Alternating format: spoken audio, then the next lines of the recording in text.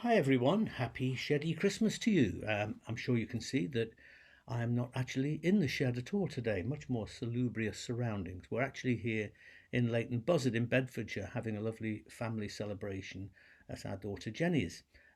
But I couldn't let the occasion pass without checking in with you guys who have come to mean an awful lot to us over the past couple of years as we've been on our own journey, haven't we, through the pandemic and beyond.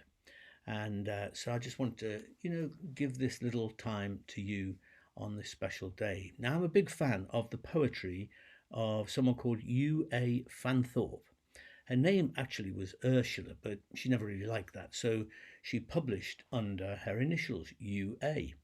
She lived with her lesbian partner for 41 years, never making any fuss of the matter, and together they wrote lots of poetry, including a lovely book of love poems. What I like so much about UA Fanthorpe's poetry is its beautiful minimalism and matter of factness. There are some poets you kind of pore over in the depths of your mind, trying to work out what the hell they're talking about. That isn't the case with Fanthorpe's poetry. It's all pretty, well, what it says on the tin, really. As is the case with a poem I'd like to share with you now, one of her Christmas poems, which is called BC AD, and it goes like this. This was the moment when before turned into after, and the future's uninvented timekeepers presented arms. This was the moment when nothing happened, only dull peace sprawled boringly over the earth. This was the moment when even energetic Romans could find nothing better to do than counting heads in remote provinces. And this was the moment when a few farm workers and three members of an obscure Persian sect walked haphazardly by starlight straight into the kingdom of heaven. It's lovely, isn't it? And it is what it says on the tin. It's all about this BC AD thing. It's about a point in time. It's saying that there was a particular moment in time when this happened. The incarnation, God becoming flesh. It's not a theory or a theology, not an idea, but something that happened, a happening with a tangible specificness to it. There was a moment when God happened, which is all very good. That said, I believe that there have been many moments when God happened, became flesh. Not just one, as important, special, and even unique as that was. No, God is happening again, even on this Christmas Day, 2022. Incarnation is taking place right now all over the world. It's happening. God is happening. Christ is born over and over and over in our world through the centuries right up to the present. A couple of weeks ago, I'd say God happened in a large barn near Chigwell in Essex, where a cast of disabled children performed a nativity play. I've helped to host this event for, I don't know, 5 or 6 years at least now. And now after a 2 year break during the pandemic, we were back in the barn for more, with the sawdust covered floor, a couple of real ponies, a beautifully constructed nativity stable in the corner of the barn, and an audience of, I don't know, several hundred people, including some local dignitaries, all huddled in overcoats and scarves to fend off the cold, and looking forward, no doubt, to the mince pies and mulled wine which was to follow.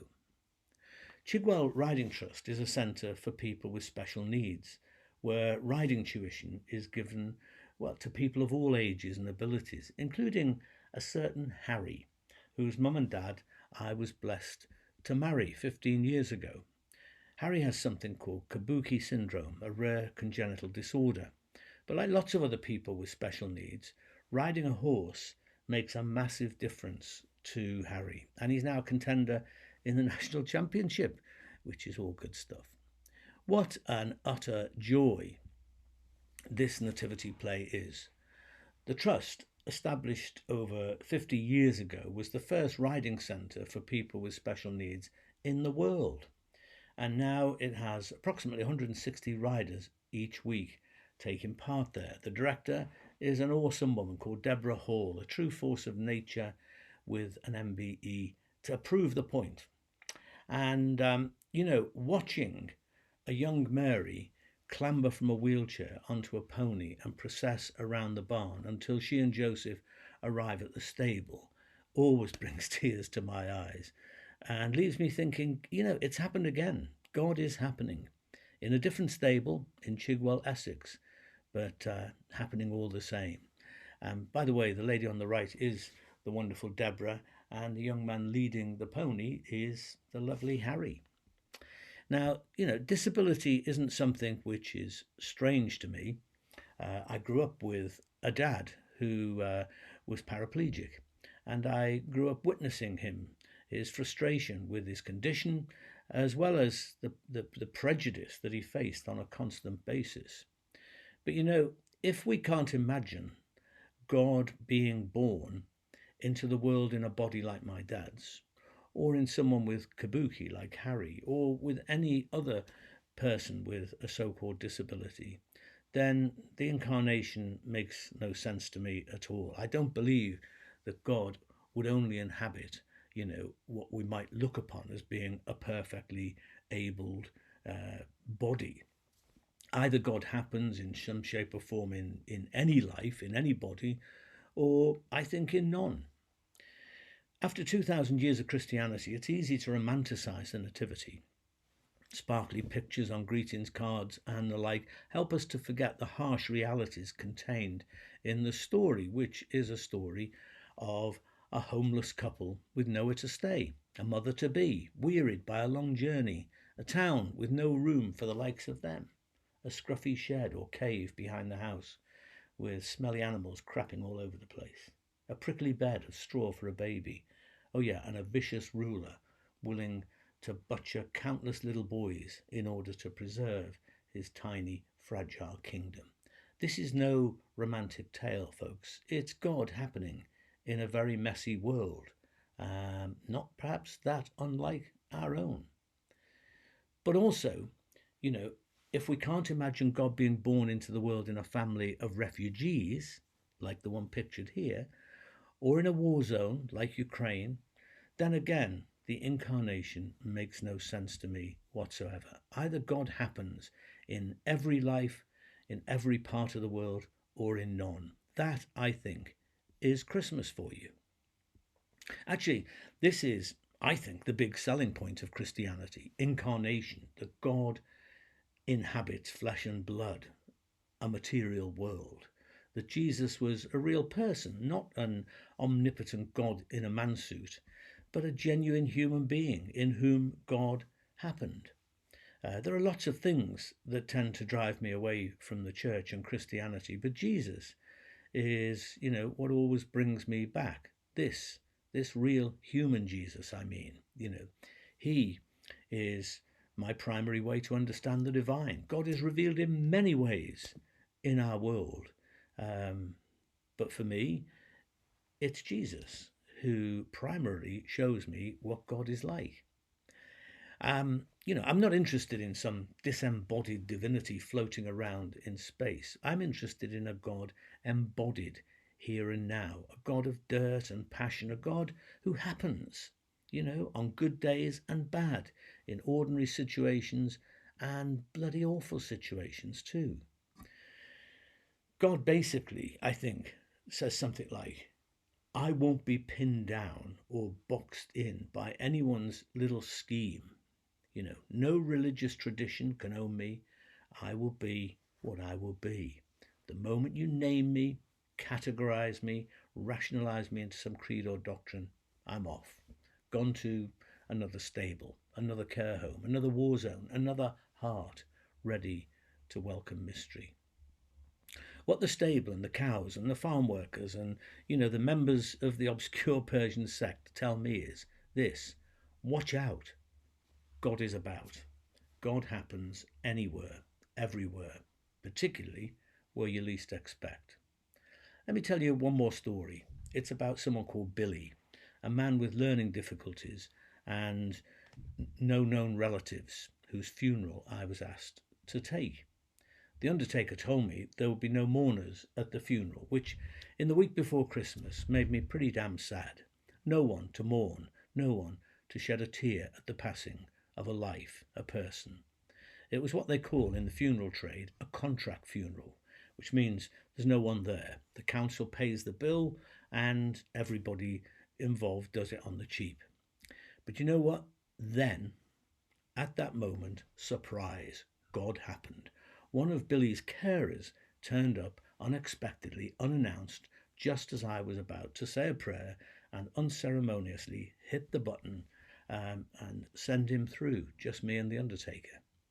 The carer was a lovely, warm woman who'd known Billy for several years anyway. Abandoning, therefore, the regular format, I decided to just sit down beside her on one of the benches, and I asked her to tell me about Billy because, hey, I knew nothing about him at all. Well, we laughed together as she told lots of funny stories about him, and as she described this sweet, undemanding, lovely human being. She also revealed that, and this really struck my heart, that for the past 3 years she had taken Billy home for Christmas dinner with her family. She didn't have to do that. It wasn't in her brief at all. And, it turns out he loved her Afro-Caribbean Christmas fare, and her family loved him and embraced him as one of their own. Finally, we stood by the coffin, me and Margaret the carer and the undertaker, and we entrusted Billy into the hands of a loving God, and Margaret bade a tearful, affectionate farewell to this man who, she had clearly loved. Someone did mourn his passing after all, and that just made everything so different for me. It was Golders Green Crematorium, not a stable, but I felt a star had led me there. There was a wise woman. There were angels singing, I'm sure. There was a place where God was happening. Love happened. And a funeral director, an underpaid carer, a priest, and a lovely man called Billy walked haphazard straight into the kingdom of heaven, as the poem puts it. What can I say? I think really just this. Keep an eye out this Christmas day and every day, because, you never know where God will happen. So, take care, have a lovely holiday season, and I'm just going to finish with a prayer that I wrote for the occasion. God of surprises, you are the one who happens when we are looking the other way, when distracted by things essential yet boundlessly forgettable, when caught up with looking for you in religion or righteous ideologies, when we just don't get what it is that Christmas tells us, shows us, brings us. You hide before us in full view. God of bodies, tall or short, newborn or well used, God of girl bodies, boy bodies, trans bodies, no bodies, God of abled and disabled, of bodies and possibilities enabled. Replenish once again our wearied imagination in a world forlorn with dark dreams and forebodings. May the vision of Christmas grip us once more, not a roly-poly man in a Coca-Cola suit, but love and hope incarnate in a backwater stable where God happened. Amen. Well, there it is, guys. Thanks for being with me. Actually, I'll tell you what, I do have a glass here, so if you've got one, why don't you join me? Maybe you've had enough already, I don't know. I probably have, but here's one to us. To a God who happens, still happens in our world. To life, l'chaim.